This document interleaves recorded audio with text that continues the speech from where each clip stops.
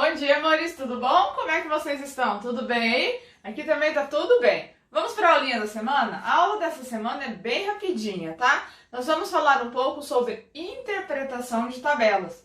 Lembra que nós trabalhamos já gráficos e tabelas em outras aulas? Então, hoje eu vou focar em interpretar tabelas, tá? Então, primeiro vamos relembrar o que é uma tabela.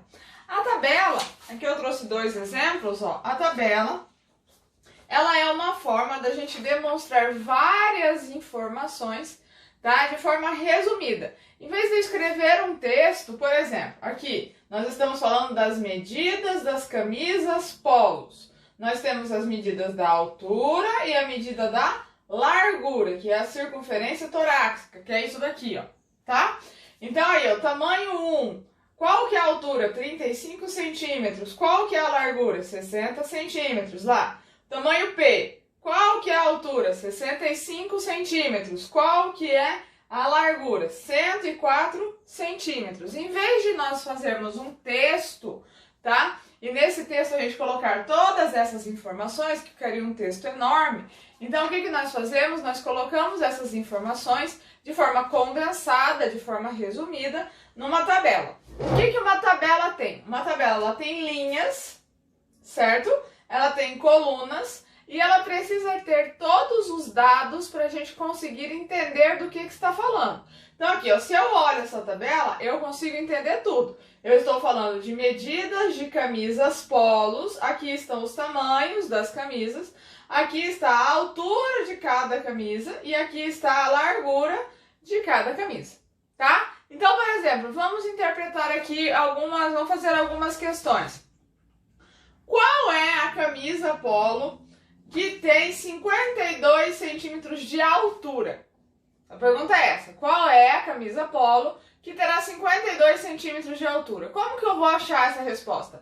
Eu vou ter que analisar aqui na tabela a altura, aqui ó, na coluna altura, cadê os 52 centímetros? Então, altura, vou olhando lá, 52 centímetros, tamanho 8. Então, a resposta é a camisa que tem 52 centímetros de altura é a camisa de tamanho 8. E qual é a largura da camisa de tamanho 12, por exemplo? Então, eu vou lá, camisa de tamanho 12. A largura dela é 94 centímetros. Como que a gente interpreta uma tabela? A gente vai ver a pergunta, a gente vai procurar as informações na tabela, certo? Como se fosse um texto. A diferença é que aqui é mais fácil da gente achar. A pergunta já vai te dar alguma informação. E aí você vai procurar qual é a continuação daquela informação, tá? Outro exemplo para vocês. Eu trouxe aqui ó, uma tabela que fala. Também, ó, eu consigo entender tudo. Ó, produção de cadeiras nas filiais da empresa X. Então, aqui eu estou falando de produção de cadeiras, tá? Então, vamos lá. Em que mês? De janeiro a abril de 2007. Então, a gente está falando das produções de cadeiras nesse período. Ó os dados do meu problema. O mês, janeiro, fevereiro, março e abril. A filial A, uma das empresas. A filial B, a outra das empresas. E aqui o total que foi feito somando as duas filiais, tá? E aí aqui estão os dados, ó. Tá vendo? Ele me passa todas as informações. A tabela, ela precisa passar todas as informações para quem está vendo conseguir fazer a interpretação. Pergunta 1, por exemplo. Em qual mês a filial A produziu mais cadeiras? Então, eu vou lá, ó, filial A. Em qual mês? Então, eu vou ver. Em janeiro, ela produziu 500. Em fevereiro, 400. Em março, 600. Em abril, 550. Em qual mês ela produziu mais? Em março, que ela produziu 600. Segunda pergunta. E a filial B? Em que mês ela produziu menos cadeira? Então, vamos lá. Filial B, em janeiro, produziu 600. Em fevereiro, 520. Em março, 510.